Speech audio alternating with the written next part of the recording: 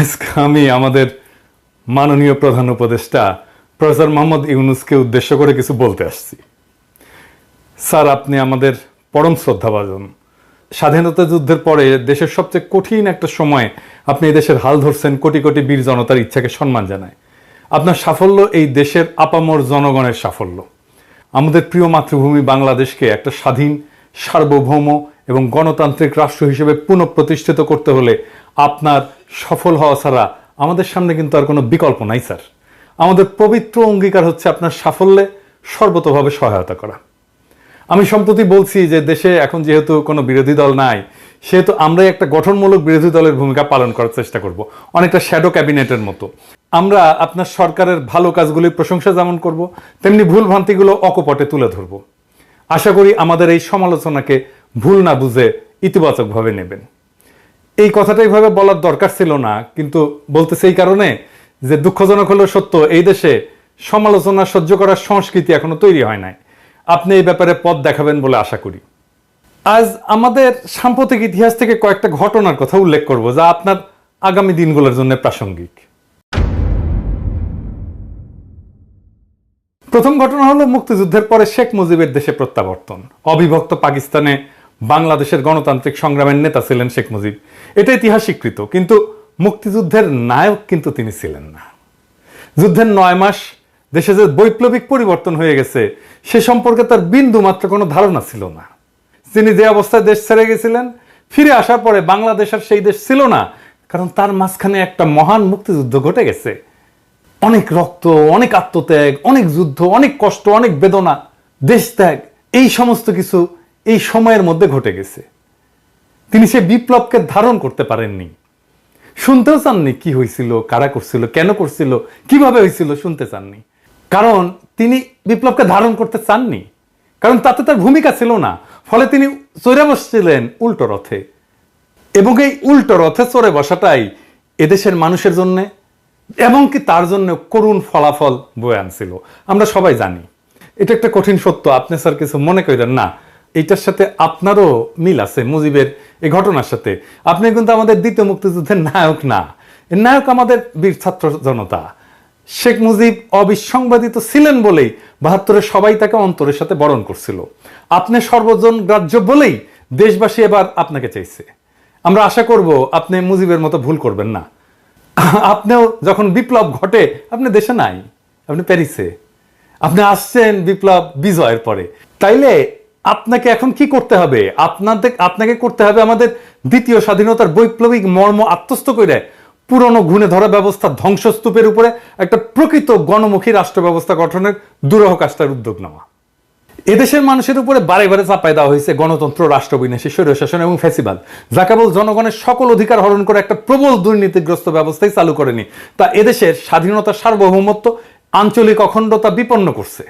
আমাদের প্রত্যাশা আপনি এই স্বৈরশাসন এবং ফ্যাসিবাদের জানাজা পড়বেন এবং দাফন করবেন, যাতে আর কোনোদিন তা বাংলাদেশের পূর্ণ মাটিতে ফিরে আসতে না পারে। এবার ইতিহাসের দ্বিতীয় ঘটনাটা বলি। আপনি জানেন যে রাষ্ট্রপতি জিয়া হত্যার পরে সেনাপ্রধান এরশাদ তাৎক্ষণিকভাবে ক্ষমতা দখল করেনি। সেই সময় মানুষের সেন্টিমেন্ট এমন ছিল যে তাতে তার পক্ষে রাষ্ট্র ক্ষমতা দখল করা সম্ভবই ছিল না। সে ধীরে ধীরে ঠান্ডা মাথায় ক্ষমতা দখলের পরিকল্পনা করে। ঘটনাটা হইতেছে যে পরিকল্পনাটা কিন্তু সে করে না স্যার, করছিল এরশাদ ছিল ভারতের 1 নাম্বার পুতুল। সে কি করছে? সে নতুন রাষ্ট্রপতি নির্বাচন করতে দিছে, যে নির্বাচনে বিজয়ী হয়েছিলেন ভাইস প্রেসিডেন্ট বিচারপতি আব্দুস সাত্তার। প্রেসিডেন্ট সাত্তার আসনে বসার পর থেকে তার শয়তানি শুরু হয়, এরশাদের খেলা শুরু হয়। প্রথমে সে দাবি করে দেশ শাসনে সেনাবাহিনীকে অংশ দিতে হবে। সে প্রস্তাব করে দেশ পরিচালনার জন্য একটা জাতীয় নিরাপত্তা কাউন্সিল গঠন, যার প্রকৃত নেতৃত্ব থাকবে তার হাতে। সে প্রেসিডেন্ট সাত্তারের মন্ত্রীদের কাউকে কাউকে হাত কইরে নেয়, সরকারের ভেতরে বিভাজনের চেষ্টা করে এবং সফল হয়। কাকে হাত করছিল সে? হাত করছিল স্বরাষ্ট্রমন্ত্রী ডাক্তার আব্দুল মতিনকে, এবং পরে কিন্তু মতিন এরশাদের দলে যে জয়েন করে।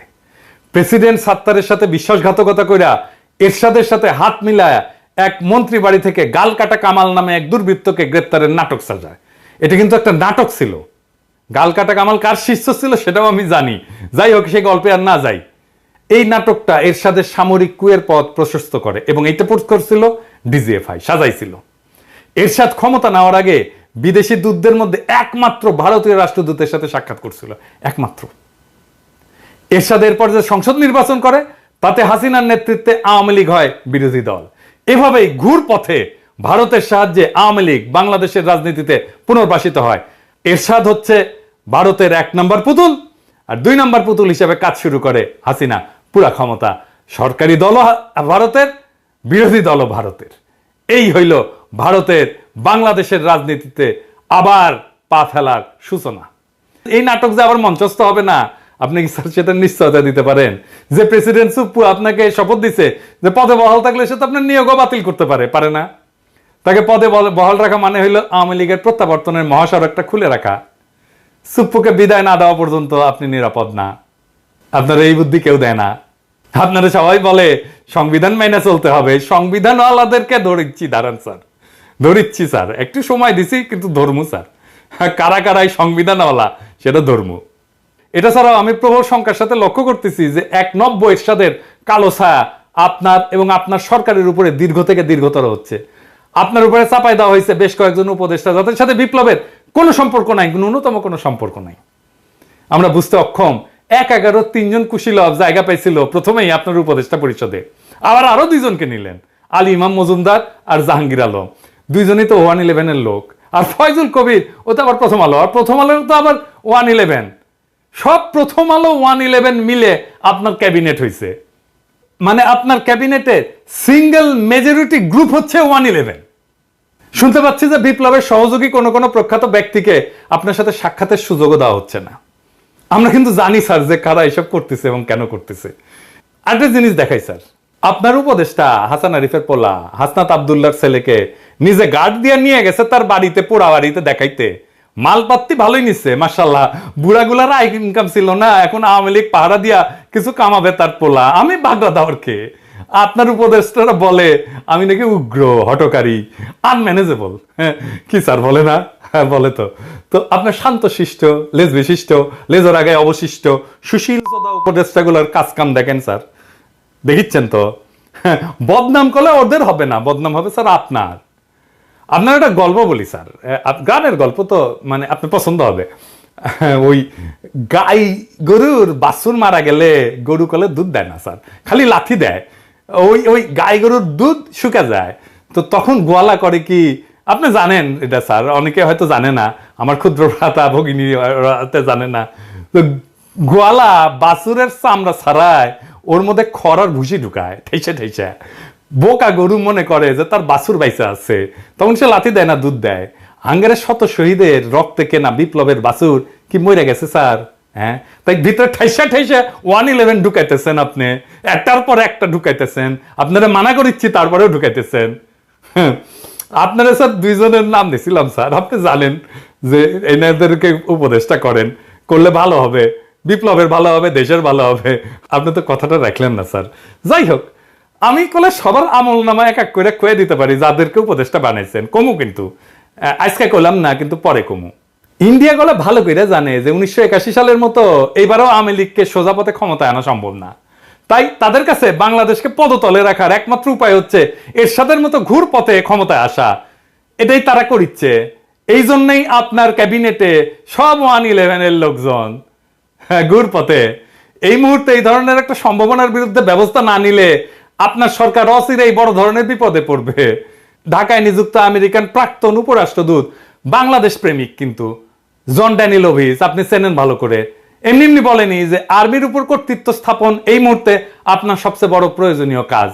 এই কাজটা করেন। ইতিহাসের 3য় ঘটনাটা বলি স্যার। হ্যাঁ,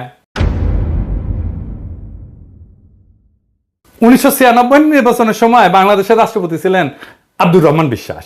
উনি ছিলেন বিএনপির দ্বারা নির্বাচিত এবং একটা মহল থেকে তাকে সরায় দেওয়ার গুঞ্জন ওঠে।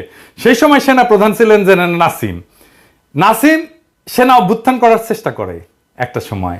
প্রেসিডেন্ট বিশ্বাস তাৎক্ষণিকভাবে তাকে পদচ্যুত করেন। খুব ছোটখাটো মানুষ ছিলেন কিন্তু প্রেসিডেন্ট বিশ্বাস, বড় সড়ো না, লম্বা চড়া না, আমার মতো ছোটখাটো মানুষ, কিন্তু সাহসী ছিলেন। এই সাহসী কাজের জন্য প্রেসিডেন্ট বিশ্বাসের কিছু হয়েছিল? কিছু হয় নাই। কেউ তার কেশাগ্র স্পর্শ করতে সাহস করে নাই।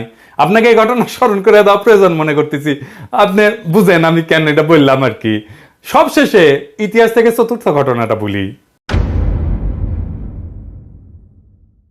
এটা স্যার কলে আপনাকে নিয়ে, স্যার আপনি প্লিজ আমাদের ভুল বুঝবেন না, আমি জানি আপনি স্যার ১/১১ পরে নাগরিক শক্তি নামে একটা রাজনৈতিক দল গঠন করছিলেন, অনেকে আসছিলেন কিন্তু আপনার পাশে, এইভাবে যে একদিন পরে দেশে একটা সুস্থ ধারার রাজনীতি শুরু হইতে যাচ্ছে। আপনার অনেক সাকসেস দুনিয়াতে, কিন্তু আপনার একটা ফেলিয়ার ছিল স্যার, আপনার নাগরিক শক্তি আপনার রাজনীতি করতে পারেন নাই। আপনি কিছুদিন পর দলটা বিলুপ্ত করে দিলেন এবং বললেন যে রাজনীতি আপনার কাজ না, আপনি রাজনীতি থেকে সরে গেলেন, কুইট করলেন। আপনি একটা কাজেই ব্যর্থ হয়েছিলেন, রাজনীতি, রাষ্ট্র পরিচালনার রাজনীতি। কিন্তু স্যার সবচেয়ে বড় রাজনীতি রাষ্ট্র পরিচালনা। ইতিমধ্যে কেউ কেউ আমার কাছে সন্দেহ প্রকাশ করছেন যে অবস্থা প্রতিকূল হইলে আপনি আবারও কুইট করে চলে যাবেন। আমি যদিও এসব বিশ্বাস করি না, তবুও আপনাকে মনে করাই দিচ্ছি যে আপনার চলে যাওয়ার কোনো রাস্তা কিন্তু খোলা নাই স্যার। আপনার দুনিয়াতে পাওয়ার কিছু নাই, এটা সত্য। দুনিয়াতে আপনি যে অসীম সম্মান পাইছেন, আপনি দুনিয়ার বুদ্ধিবৃত্তিক দিকে যেই জায়গায় আছেন, অবস্থান করতেছেন, সেইটার তুলনা বাংলার পৃথিবীতে আর কেউ নাই। কিন্তু এই বিপ্লব যদি ফেল করে স্যার, আপনার কোনো অর্জন কেউ মনে রাখবে না স্যার, আপনার ব্যর্থতা শুধু মনে রাখবে। দুনিয়া সম্পর্কে আপনি আমার চাইতে অনেক বেশি জানেন, মানব চরিত্র সম্পর্কে অনেক বেশি জানেন। আপনি মুরব্বী শুধু না, আপনি আমার গুরুজন, আপনাকে জ্ঞান দেওয়া আমার মানায় না। কিন্তু আমি আপনারে জ্ঞান দিতেছি না স্যার, আপনারে নির্মম রাজনৈতিক বাস্তবতা কইতেছি। আপনার পরম শুভাকাঙ্ক্ষীর মধ্যে পিনাকি এই রাজনীতির পঙ্কিল জটিল পথে দীর্ঘদিন হাঁটছে। আমার কথাগুলো চিন্তা করেন। আপনি যদি ব্যর্থ হন, আপনার কোনো সাফল্য দুনিয়া মনে রাখবে না স্যার, আপনার এই ব্যর্থতার কথা মনে রাখবে। খুবই নির্মম এইটা। আপনি নিশ্চয়ই উপলব্ধি করেন যে আপনার সরকার বিফল হলে এই যে আন্দোলনকারী লক্ষ কোটি ছাত্র জনতার কি হবে, এটা জানেন তো স্যার? হয় তারা মারা যাবে, নয়তো আয়না ঘরের মতো বন্দিশালায় ধুকে ধুকে বাকি জীবন কাটাবে। আমাদের সমস্ত স্বপ্ন চূর্ণ বিচূর্ণ করে পরাজিত ফ্যাসিবাদ বহুগুণ নির্মমতা নিয়ে বাংলার মাটিতে আবার ফিরে আসবে। বাংলাদেশের স্বাধীনতা, সার্বভৌমত্ব, আঞ্চলিক অখণ্ডতা চিরতরে হারায় যাবে। সুতরাং বিপ্লবকে সাফল্যের স্বর্ণ শিখরে পৌঁছে দেওয়ার যে পবিত্র দায়িত্ব আপনি গ্রহণ করছেন, তা আপনাকে সম্পন্ন করতেই হবে স্যার। শুরুতেই বিপ্লবকে সুসংহত করতে হবে, ফ্যাসিবাদের ফেলে যাওয়া দোসরদের তাড়াই দিতে হবে ক্ষমতার বলয় থেকে। আমার আবেদন, আপনি অত্যন্ত জরুরি কাজটা সেরে ফেলেন, পুরো সরকারকে আপনার নিজের সরকার হিসেবে সাজায় নেন। ইতিহাসের যে ঘটনাগুলো উল্লেখ করলাম, তার সবচেয়ে বড় শিক্ষা হলো যে এই কাজে যে কোনো ধরনের বিলম্ব করা যাবে না স্যার। বেহুলা বাসর ঘরে ঢুকছিল সবচেয়ে আনন্দের সময়টা কাটাইতে, ওই বাসর ঘরের ছিদ্র পথে সাপ ঢুকে গেছিল। এই বেহুলার এই ক্ষমতার বাসর ঘরে ছিদ্র পথে অনেকগুলো সাপ ঢুকে গেছে, তাদের এই মুহূর্তে খতম করেন স্যার। আপনি রাষ্ট্রপতির দায়িত্ব গ্রহণ করেন, বিপ্লবী জনতা তাদের সমস্ত ক্ষমতা আপনার উপরে অর্পণ করছে। বিপ্লব সংবিধান স্যার, আপনাকে সংবিধানের পথে যারা হাঁটাচ্ছে তারা বিপ্লবের শত্রু। বিপ্লব যদি ব্যর্থ হয়, আমরা কিন্তু উপদেষ্টা মন্ডলীর কাউকে ছাড়বো না স্যার। আপনি নির্ভয়ে রাষ্ট্রের পূর্ণ কর্তৃত্ব গ্রহণ করেন, রাজপথে আপনার অভিষেক হবে জনতার সমর্থনে। কিন্তু আপনি যদি ক্রমাগত আমাদের আহ্বান উপেক্ষা করেন, আপনার বিরুদ্ধে উচ্চকিত হইতে, এমনকি পথে নামতে আমরা দ্বিধা করব না। ইনকিলাব জিন্দাবাদ।